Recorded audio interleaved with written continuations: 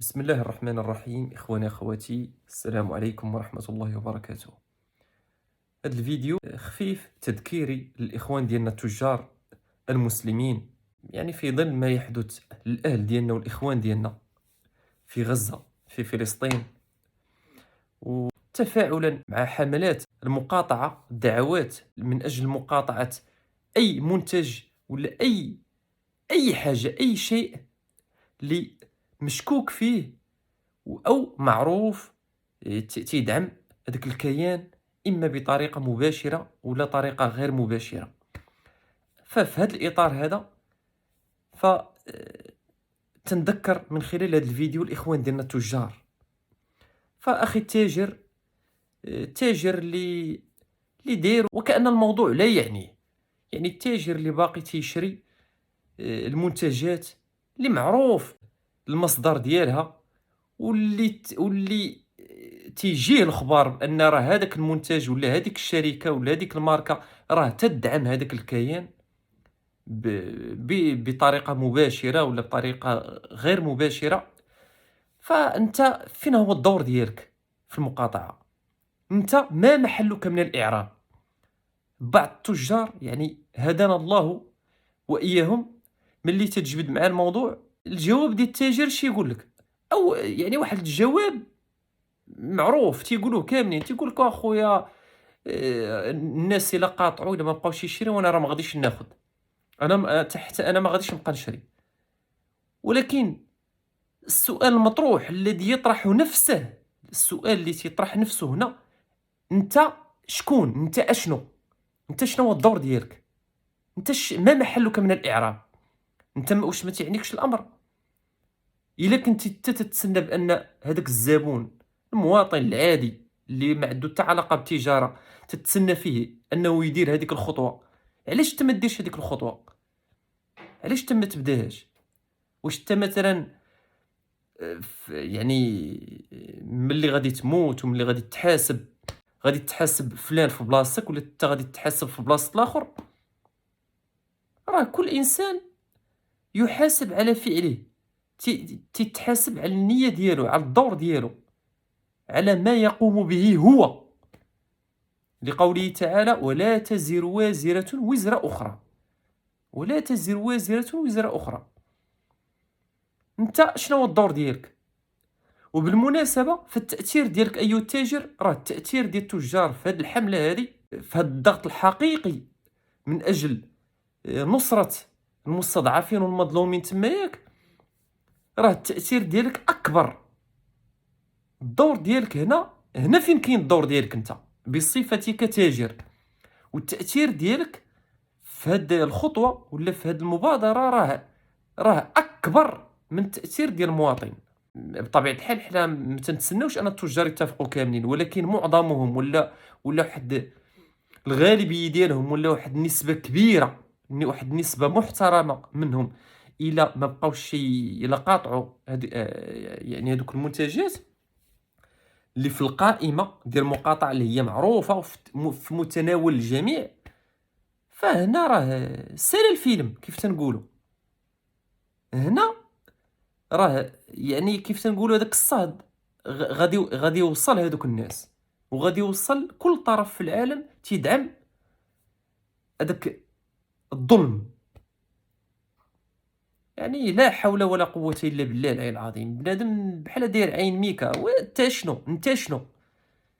يعني بأي حق وباش من وجه، باش من وجه فاش تشوف هذوك الناس، تتشوف هذيك الاباده الجماعيه تتعرضوا لها هذوك الناس، وتبدا تقول تتحل فمك لا حول ولا قوه الا بالله العلي العظيم، ولا تقول الله ينصرهم، ولا غادي يبقاو فيك باي وجه، بل وباي وجه ستلقى الله، باي وجه.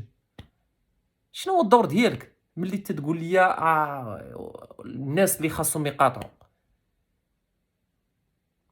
ولا حنا تنعرفوا الكلمه ديال الرزاق الله والارزاق بيد الله غير في الخاوي، غير في وقت غير في الكلام الخاوي، الهضره الخاويه، في اوقات الرخاء، في وقت الشده، في الامتحانات، في الامتحان آه، صافي هذيك الهضره ما تقولهاش. هذاك ما يكونش هذاك هو الجواب ديالك. الرزاق الله. ما تنساش بان كيف ان الله حق، وان الملائكه حق، وان الجن حق، وان الموت حق، فكذلك راه الحساب حق، والجنه حق، كما ان النار حق. والجنه اللي هي اعظم نعيم، واعظم خير، واعظم جزاء، واعظم حاجه اللي يعني اللي نسال الله سبحانه وتعالى ان نكون من سكانها.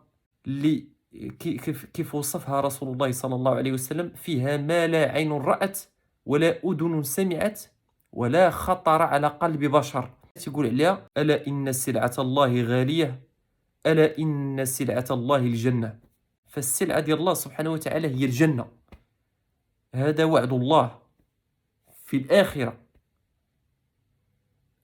فالسلعة ديال الله هذه الجنة غالية، الغالية، وتعطيها الله سبحانه وتعالى برحمته لمن يشاء من عباده اللي نجحوا في الامتحان. وربما يقدر يكون هذا هو الامتحان الأخير لك أيها التاجر، ولا أيها المسلم، كما كان تاجر ولا غير تاجر.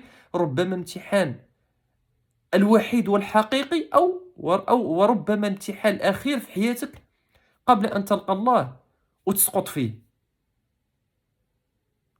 وامتحان بسيط وسهل، والله إنه سهل. يعني الحمد لله البديل كاين، البديل موجود. كون غير ما كاينش البديل، كون غير ما كاينش البديل ربما تقدر تفهمها، ولكن الحمد لله البديل كاين.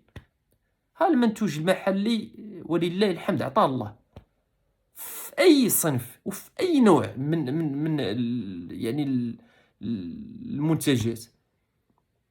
ملي تنقولوا مثلا قاطع اكس و ايكغيك، فتتلقى 4 الأنواع ولا 5 الأنواع بديلة بإنتاج، يعني من إنتاج محلي وأكثر جودة.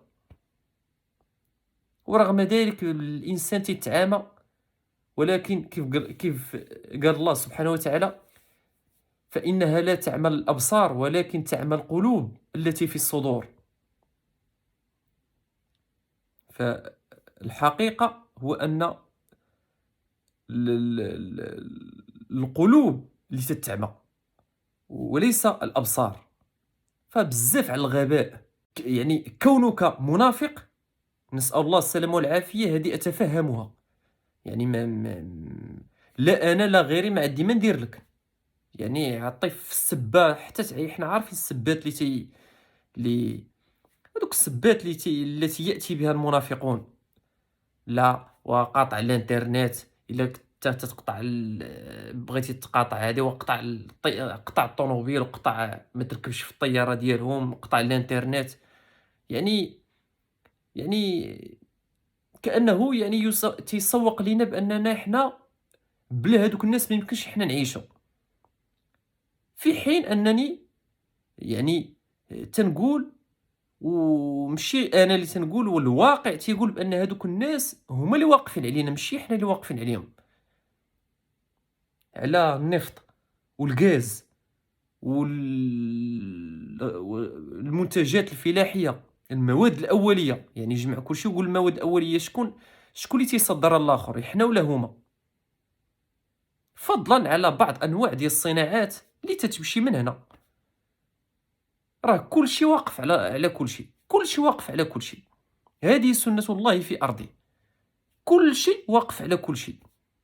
هكا الدنيا دايرة من خلق آدم.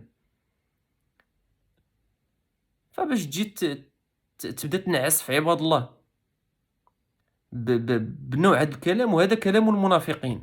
يعني بالمناسبة هذا كلام المنافقين. وفي أحسن أحوال هذا النوع ديال البشر اللي تيقول هذه الهضرة فهو غبي. يعني ليته يكون غبي. يكون غبي أحسن من أنه يكون منافق. فكانت هذه ذكرى